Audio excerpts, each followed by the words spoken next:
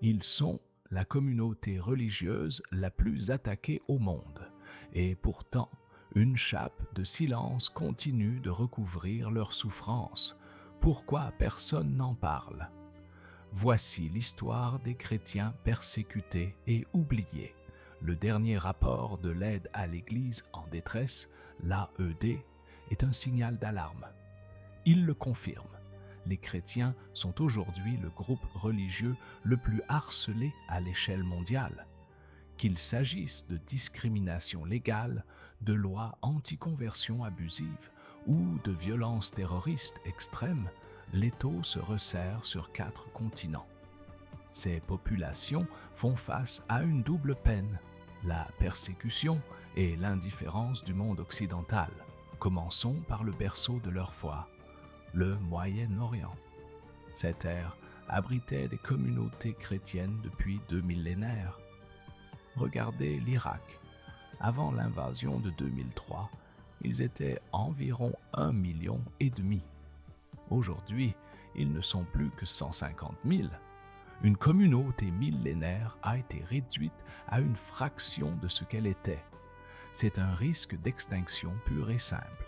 La même tragédie se joue en Syrie, où les populations, ravagées par une décennie de guerre, subissent des vagues d'enlèvements et de déplacements forcés.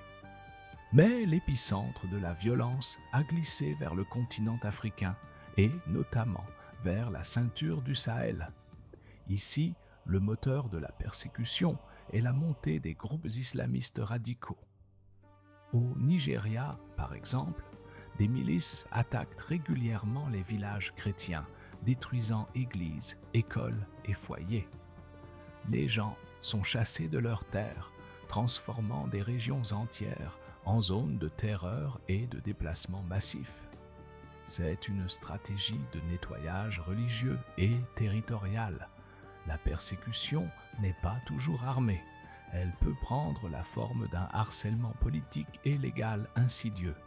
En Asie, comme en Inde et au Pakistan, des lois anti-conversion sont souvent détournées pour piéger et emprisonner des chrétiens innocents. En Amérique latine, c'est le pouvoir politique qui frappe. Au Nicaragua, la dictature de Daniel Ortega s'en prend directement aux prêtres et évêques, les accusant d'être des opposants. Les lieux de culte sont fermés, la foi devient un acte de résistance.